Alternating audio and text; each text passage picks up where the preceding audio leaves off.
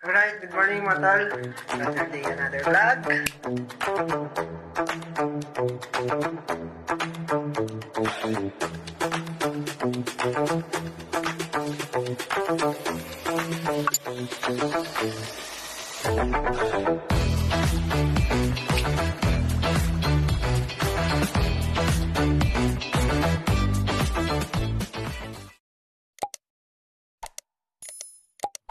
So ayan, good morning mga tol. Panibagong araw at panibagong vlog.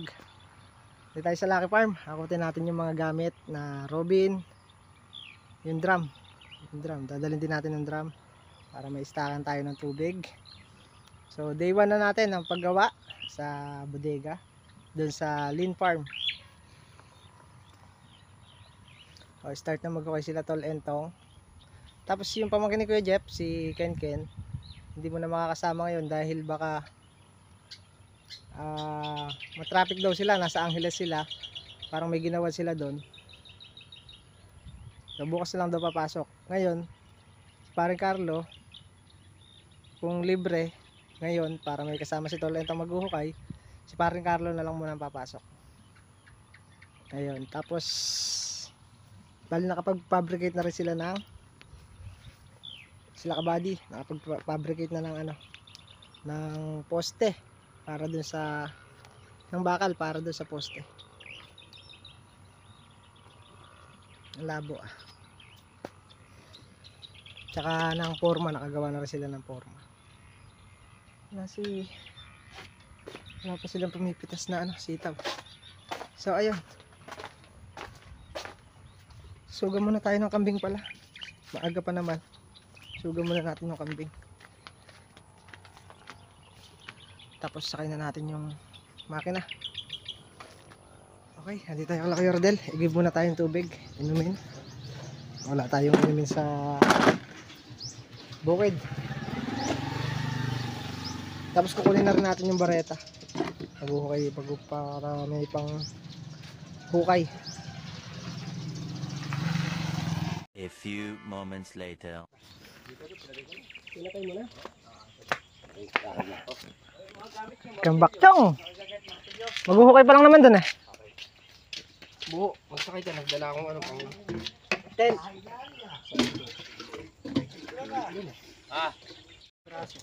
So, ayan. At punta na kami ron. Kaya rin namin nakapag-almusal. Babalik na tayo dito para magputol tayo ng mga bakal. Atid lang natin yung mga gamit.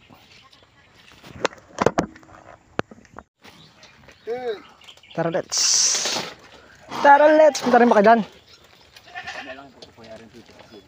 Pitas kay sila. Oo nga pala no. Ano yung bundle? Bawi! Ay!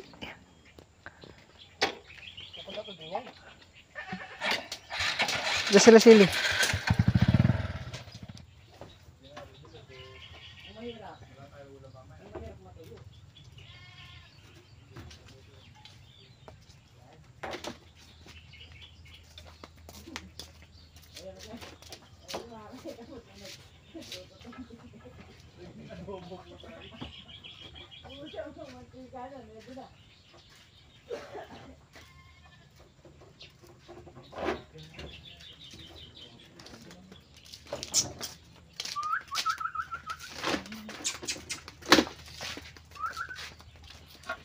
Ayan, nandito na tayo. Pasunod na rin sila.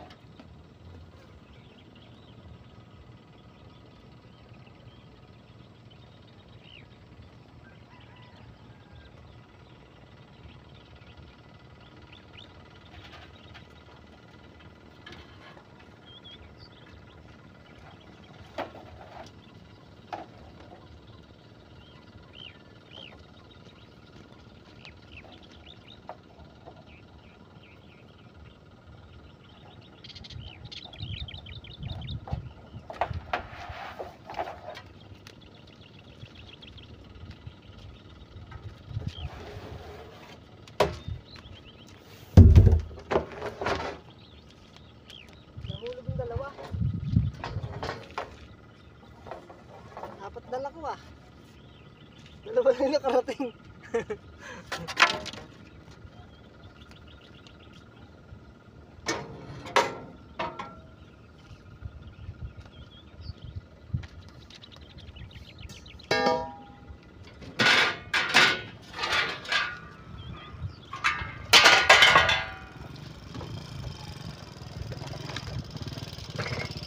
Saan nahulog?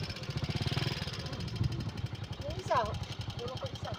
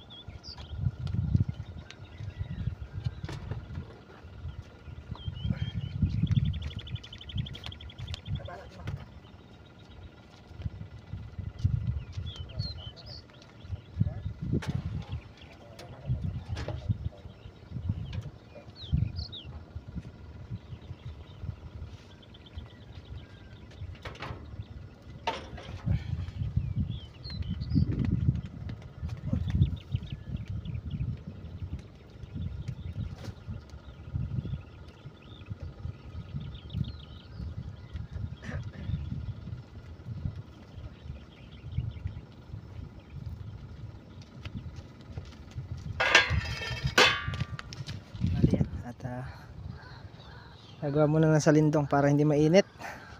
Makatutok tayo dito sa araw para doon sa mga maghuhukay. Ha? Straw? Sakto na pala. Ha? Okay na. Asan? Ay, isa. Yan mo, kung dadaan na lang. Nahirapan lang magdala yun. So ayan, ito na yung pinaka ano natin. Pinaka flooring natin. Nga tayo na isang hollow blocks mula doon sa may lupa para hindi siya masyadong mataas.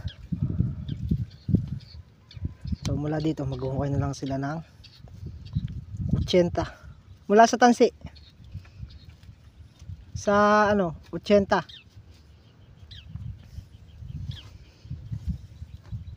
para yung nakalubog dalawa, tapos yung isa puting. Bali magtatatlo rin ng lubog niya.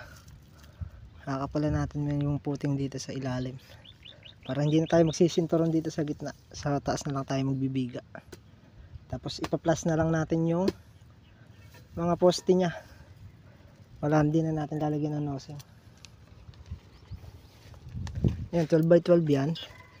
Ang hukay niyan sa dito sa labas para buo pa rin yung 12 sa loob. Tapos gawin dito siguro 4x5 na na CR dyan sa loob na yan. Dito na natin ipopwesto. Tapos doon sa harap roll up, kaya open yung harap nya. Ang sintahan lang natin itong gilid, likod, tagiliran, tapos yung header na.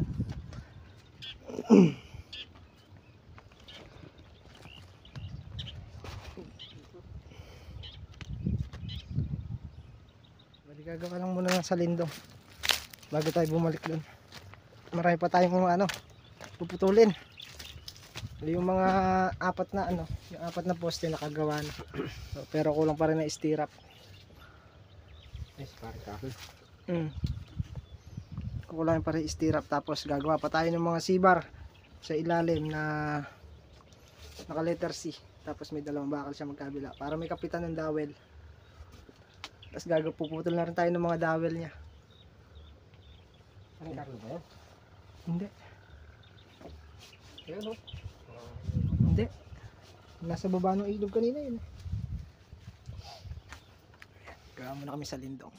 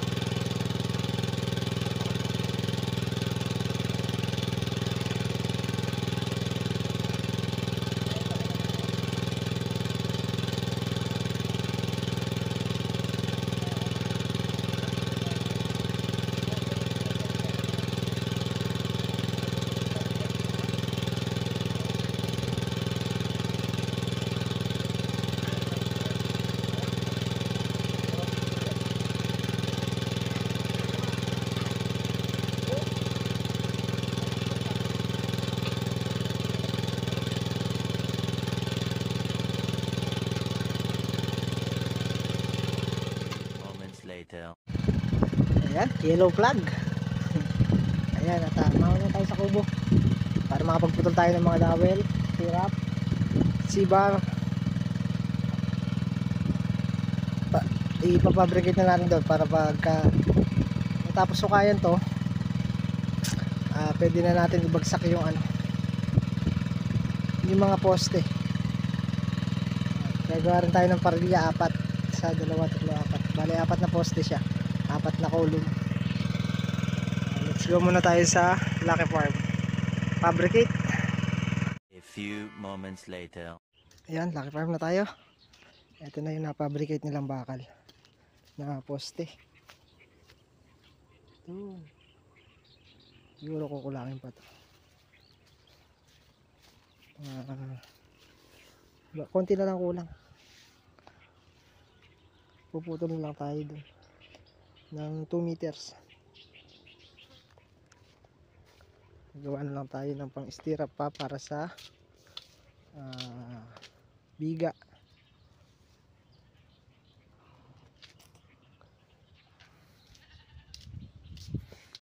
Tapos ito po yung forma. Ayan, nakapagbuo na sila ng forma. Sa 2, 3, 4, 5, 6, 7, 8, siyam. 10, ay hindi, 2, 4, 6, 8, 10, 11, pan-12 ito. Yung isa. Bali yan, unahin na natin putulin yung 32 pieces na 80 cm. Gagawin natin barilya.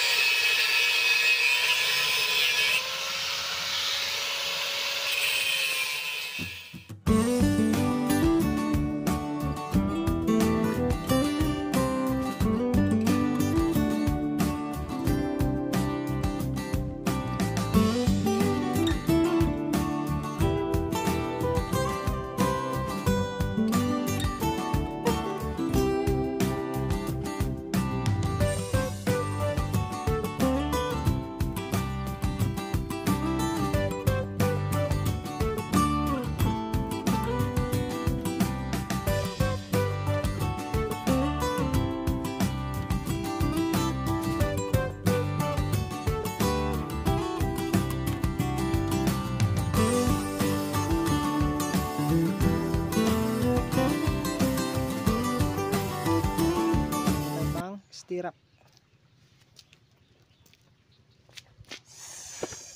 Stirrup.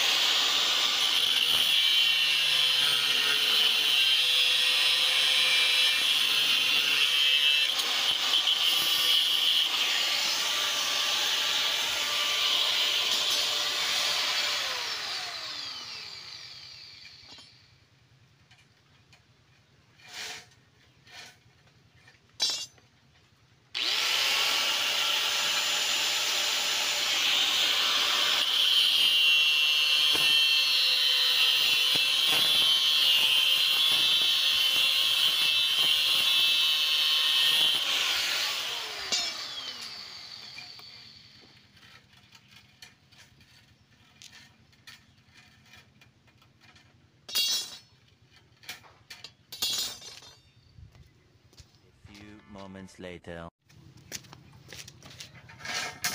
Ayan, tapos na sa stirrup. Pang sibar naman tayo.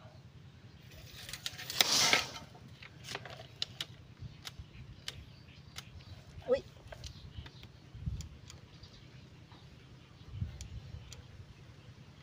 Lobat. Lobat na ba?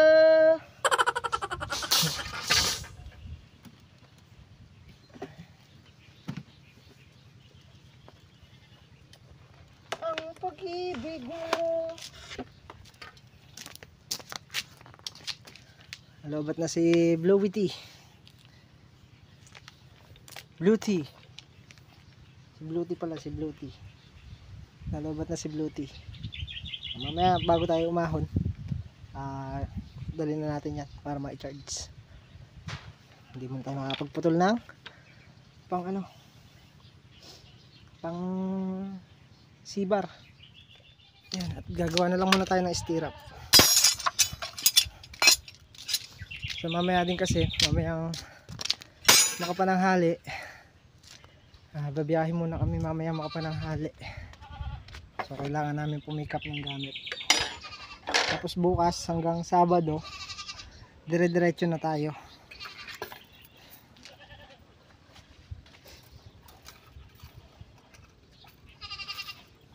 Ayan, start na tayo. Nalobat pre!